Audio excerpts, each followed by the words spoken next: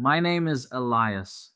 I used to be a virtuoso, a concert pianist whose life was a complex harmony of rehearsals, performances, and the hushed reverence of an audience. My world was defined by the precise touch of ivory keys, the resonant echo of a grand hall, and the universal language of music. My sanctuary was my private studio, filled with the rich scent of aged wood and the ghost of countless melodies. I found my greatest joy not in fame, but in the pure, unadulterated act of creation, of translating emotion into sound. Then came Clara. She was a brilliant legal scholar, her mind as sharp and intricate as a fugue. We met at one of my recitals, her quiet intensity drawing me in. She spoke of justice, of fairness, of the silent battles fought in courtrooms. Our worlds seemed disparate, yet we found a shared rhythm, a mutual respect for the pursuit of perfection in our respective crafts. We married, and for the first time, my solitary melodies found a profound counterpoint. Her gift to me, on our wedding day, was a vintage, intricately designed metronome, a symbol of the perfect timing and balance we would bring to each other's lives. Our early years were a beautiful duet. Clara pursued her career with unwavering dedication, fighting for those who had no voice. I continued my concerts, my music often inspired by her unwavering commitment to truth. We lived in a modest home, a haven of peace amidst our demanding professions. Our grand ambition was not just for ourselves, but for something larger: to establish a legal aid foundation for artists, musicians, and creatives who were often exploited by powerful entities, their intellectual property stolen, their livelihoods threatened. Clara would lead the legal battles, and I would lend my name, my resources, and my understanding of the artistic soul to support those who were silenced. It was a shared dream, born from a deep empathy for the vulnerable. It was during the nascent stages of this foundation that Senator Alaric Thorne entered our lives. He was a formidable figure, a political titan whose influence spanned industries. He expressed immense interest in our foundation, offering substantial funding and political backing. He spoke with a commanding voice, promising resources, connections, and a platform for our cause that we could only dream of. His presence was electrifying, his promises intoxicating. Clara, ever the pragmatist, was cautious, but swayed by the sheer scale of his offer. His support could change everything, Elias, she'd say, her eyes gleaming with the possibilities. We could help so many. I perhaps naively saw only the opportunity to amplify our noble cause. Thorne's involvement quickly transformed the foundation. What began as a grassroots initiative blossomed into a nationwide powerhouse, funded by corporate giants and championed by politicians. Clara became his protege, her legal acumen perfectly complementing his strategic mind. They worked closely, often late into the night, crafting policies and negotiating complex deals. But with this rapid ascent came a subtle shift. The Foundation's original mission, helping individual artists, slowly began to morph into something grander, more corporate. Thorne's vision, driven by public relations and political gain, gradually overshadowed our initial intimate goal. I found myself increasingly isolated. My suggestions for focusing on specific artist cases were met with polite dismissals. Clara, once so transparent, became guarded. Her answers about the Foundation's direction grew vague, riddled with political jargon. The metronome, once a symbol of our perfect timing, now seemed to tick out of sync with my own internal rhythm. I tried to voice my concerns to Clara, expressing my unease with Thorn's escalating control. She grew agitated, her frustration simmering just beneath the surface. You don't understand the complexities, Elias. This isn't just about a few struggling artists anymore. This is about real change, systemic impact. Her words, once resonating with shared idealism, now felt hollow, detached. One evening, after a particularly heated discussion about the Foundation's new, more corporate focus, Clara left abruptly for a board meeting with Thorne. I stayed behind, the silence of our home amplifying my growing dread. Later that night, driven by an unshakable sense of foreboding, I went to Clara's study. Her desk, usually meticulously organized, was slightly askew. A half-eaten energy bar lay next to a file she typically guarded fiercely, a confidential list of the Foundation's new benefactors. My eyes scanned the names, a chilling realization dawning on me. Many were corporations I knew to have a history of exploiting artists, companies we had originally intended to fight against. And then a small, discreetly placed folder at the bottom of the pile marked Thorne's private holdings. Inside, among complex legal documents, I found something that made my blood run cold. A contract detailing the acquisition of patents to new audio recognition software, technology designed to identify and flag unauthorized use of musical compositions. But the terms of the contract were predatory, granting Thorne's holding company exclusive rights to collect royalties, effectively turning stolen art into a legal goldmine for him. And Clara's signature was on every page, alongside Thorne's. My beloved metronome, sitting on the desk, seemed to mock me with its silent, unmoving pendulum. The truth wasn't a sudden, shattering crescendo. It was a slow, dissonant chord, building in intensity. It wasn't about Clara's infidelity, not in the traditional sense, but a far deeper betrayal, the corruption of our shared idealism, the perversion of our dream for justice. She hadn't left me for another man, but for power, for a version of success that consumed her moral compass. The realization was like a cold hand squeezing my heart, silencing the music within me. My beautiful Clara, the legal scholar who championed the vulnerable, had become an architect of their exploitation.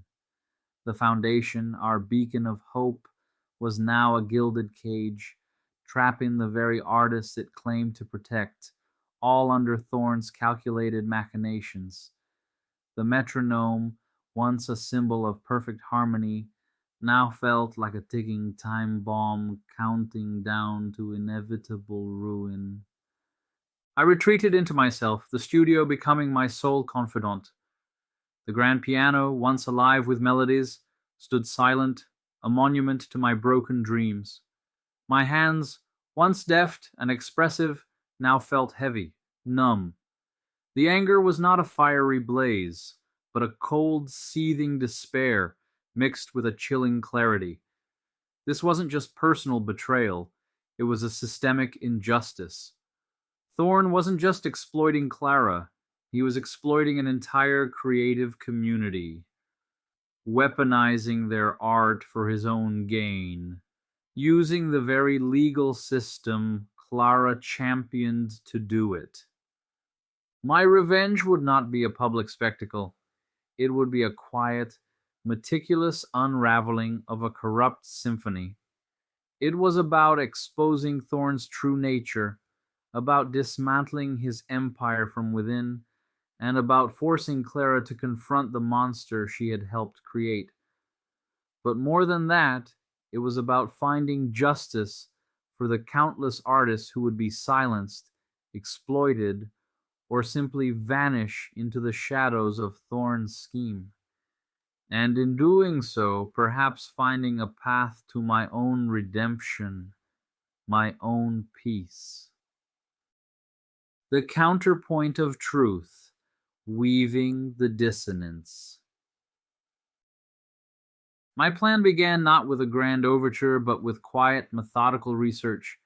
Clara's past legal work, Thorne's labyrinthine corporate structures, the new audio recognition software patents. I delved into them all. My virtuoso mind, accustomed to dissecting complex musical scores, now applied itself to deciphering legal jargon and financial spreadsheets. I uncovered shell companies, hidden subsidiaries, and a web of illicit transactions that all led back to Thorne, cloaked under the guise of the Foundation. The Legal Aid Foundation was merely a front, a perfectly orchestrated public relations spectacle designed to funnel artists' work into Thorne's hands, then use the new software to aggressively pursue royalties, claiming ownership of their very creations. My approach was not confrontational, it was strategic. I began subtly. I anonymously contacted a few struggling artists who had recently joined the foundation, asking seemingly innocent questions about their contracts, their understanding of the royalty clauses.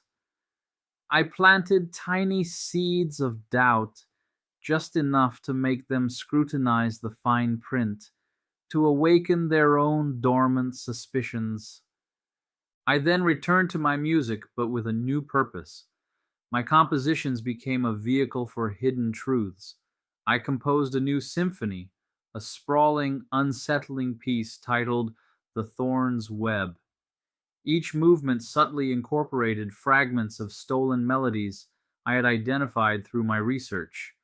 Uncredited works from obscure artists hidden within Thorne's patent portfolio.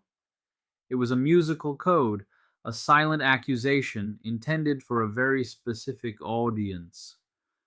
The culmination of my plan was the Foundation's annual Gala of Giving, a highly publicized event where Thorne would deliver a keynote speech alongside Clara presenting their successes. I secured a performance slot, a surprise return to the public stage that garnered significant media attention. Clara, though visibly uneasy, couldn't object. My presence added a layer of artistic legitimacy to their event. On the night of the gala, the ballroom glittered with the elite of the city: politicians, industrialists, art collectors. Elias and Thorne stood on stage, radiating confidence, their smiles perfectly polished. My performance was scheduled for after Thorne's speech. As Thorne began, extolling the Foundation's visionary leadership and its commitment to artists' rights, I stood by the grand piano, my heart a drumbeat against my ribs. Clara, seated in the front row, avoided my gaze. Thorne reached the crescendo of his speech, praising the new audio recognition software as a revolutionary tool for protecting intellectual property. Just then, I began to play my new symphony, The Thorn's Web. The opening was somber, melancholic, reflecting the initial betrayal. As the piece progressed, familiar fragments of music began to emerge, melodies that were undeniably distinct, yet subtly woven into my composition. The audience, largely composed of art enthusiasts and musicians, began to stir. Whispers rippled through the hall. Isn't that... I recognized that theme. Then, the true genius of my plan unfolded. I had developed a sophisticated, custom-built audio analysis program linked directly to the gala's main sound system and the large screens flanking the stage. As I played the fragmented melodies in my symphony, My program simultaneously triggered a visual display. On the screens, spectral analysis of the live music appeared, showing my performance in real time. And then, overlaid on my current music, a haunting second waveform would appear, the original uncredited source melody, along with the name of the exploited artist and a subtle pointer to Thorne's holding company as the patent holder. The effect was devastating. Each time a stolen melody echoed through the hall, its visual ghost appeared on screen, a silent accusation. The audience gasped. Thorne's confident smile faltered, replaced by a look of bewildered panic. He tried to speak, but his words were drowned out by the growing murmur, the uncomfortable shifting in seats. Clara in the front row stared at the screen, then at me, her face pale, her jaw slack. The truth, stark and undeniable, was painted across the screen in waveforms and names. The injustice, once abstract, was now laid bare for everyone to see and hear. As my symphony reached its climax, a powerful, almost violent discord, I played a final, chilling chord. At that precise moment, my software triggered a final display. On the screens, not just the stolen melodies, but the full, undeniable proof of Thorne's fraudulent patent acquisitions, the illicit financial transactions, and the systematic exploitation contracts for hundreds of artists, all linked to the very foundation he now claimed to champion. The meticulous legal work that Clara had helped him create was now exposed as the very instrument of their deceit. The ballroom erupted. Flashes from cameras went off like strobe lights. Journalists rushed forward, microphones thrusting towards Thorne. He was no longer the political titan. He was a cornered animal, his face a mask of rage and terror. Clara, her eyes glazed with a mixture of shame, horror, and a terrible realization, slowly rose from her seat. Her gaze met mine across the chaotic room. There was no anger, no defense, only a profound, silent anguish. She had built this gilded cage, and now she was trapped within its golden bars, exposed for all to see. She turned and walked slowly out of the ballroom, disappearing into the swirling crowd, leaving behind only the echo of my final dissonant chord. Clara was not seen publicly for months.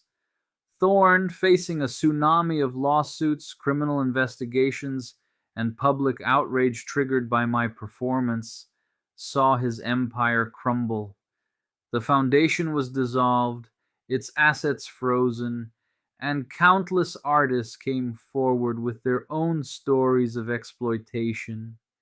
Justice, though slow and arduous, was finally set in motion. For me, the immediate aftermath was a strange blend of emptiness and a fragile sense of purpose. The grand piano in my studio no longer felt like a tomb. I played again, the melodies raw, filled with the lingering pain of betrayal, but also with a nascent hope. The silence of my studio was no longer oppressive. It was a space for healing, for composition. I didn't seek to punish Clara personally after that night. Her public humiliation, her complicity now a matter of record, was a heavy enough burden. I knew the guilt she carried, the shattered idealism she had to confront, was a far more profound punishment than anything I could inflict. My purpose had shifted from personal revenge to a larger pursuit of justice for the silenced. I dedicated my life to the very cause Clara and I had once shared.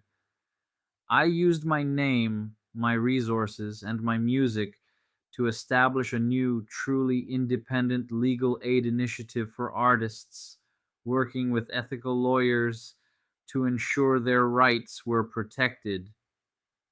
My compositions now became a voice for the voiceless, a conduit for their stories, a symbol of their resilience. The journey had left its scars. The memory of betrayal still lingered, a quiet dissonance in the symphony of my life, but it had also forged something new within me, a profound understanding of the human spirit's capacity for both darkness and redemption. I had sought to dismantle a corrupted system, but in doing so, I had also rebuilt myself, note by painful note, into a more complete, more purposeful human being. My symphony, once broken, was slowly, painstakingly being recomposed, an unfinished masterpiece of healing and truth.